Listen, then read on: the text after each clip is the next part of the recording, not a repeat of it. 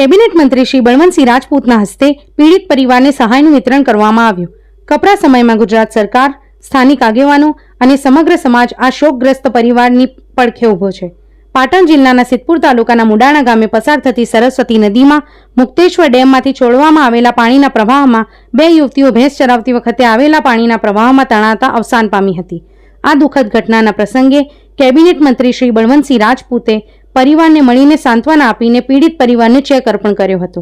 Cabinet મંત્રી શ્રી બળવંતસિંહ રાજપૂતે જણાવ્યું હતું કે ગુજરાતમાં થોડાક દિવસ પહેલા ભારે વરસાદને કારણે અનેક વિસ્તારોમાં જળબંબાકારની પરિસ્થિતિ સર્જાઈ હતી।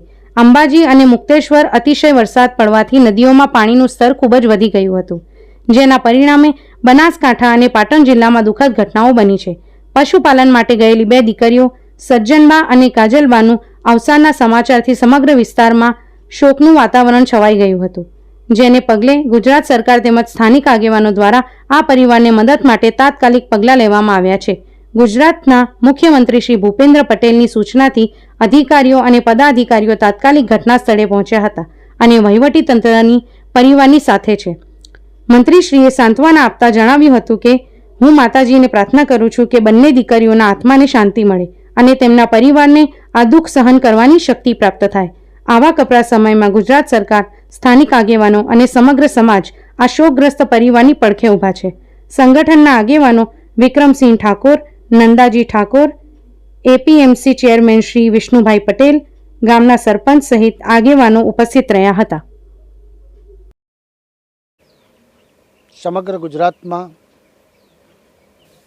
છેલ્લા 7-8 દિવસથી સખત વરસાદ પડી રહ્યો હતો।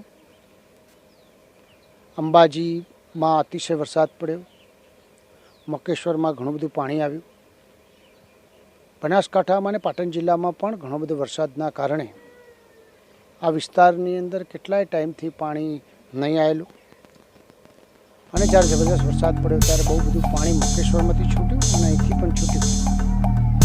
કારણો વરસાદ બંને દીકરીઓ જે પશુપાલન ચારવા માટે જતા હોય છે અને આ દુઃખદ ઘટના બની।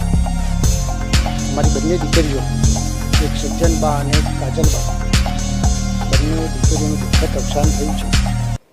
દુઃખદ અવસાન જ્યારે થયું ત્યારે ખરેખર આખા વિસ્તારની અંદર એક દુઃખનું વાતાવરણ પસરી ગયું। અમારા બધા આગેવાનશ્રીઓએ, ગામના આગેવાનશ્રીઓએ બહુ પ્રયત્ન કર્યો। મને લાગે એકાદ દીકરીને તો સારી સારવારને બધું આપી શકાય છે। આવી પરિસ્થિતિમાં ગુજરાતના મુખ્યમંત્રી આદરણીય ભૂપેન્દ્ર પટેલ સાહેબે ગુજરાત સરકારમાં હંમેશા આવું કોઈ દુઃખદ બનાવ બને ચોક્કસપણે આપણે કોઈનું દુઃખ તો ના લઈ શકાય, પણ જેટલી મદદ થાય એ પ્રમાણે આપણે કરી શકતા હોઈએ છીએ। અને કાલે પણ રજૂઆત થઈ અને આજે બધા અધિકારીશ્રીઓ, પ્રાંત અધિકારીશ્રી, તાલુકા અને જિલ્લા વિકાસ અધિકારી બધા અધિકારીઓ ઝડપથી કામ કરીને દુઃખ ઘટનામાં જે સહયોગી થવાય એ પ્રમાણે સહયોગી થયા છે। બંને વાલીઓને 4-4 લાખ રૂપિયાનો ચેક આપવામાં આવ્યો છે। આપ સૌ વતી માતાજીને પ્રાર્થના કરું બંને દીકરીઓના આત્માને શાંતિ પ્રાપ્ત થાય અને જે એમના કુટુંબીજનો ઉપર જે આફત આવી છે તે આફતમાં આપણે બધા સહયોગ આપીને એમના દુઃખમાં ભાગીદાર થઈ ભગવાન એમને પણ શક્તિ આપે એવી આપ સૌને પ્રાર્થના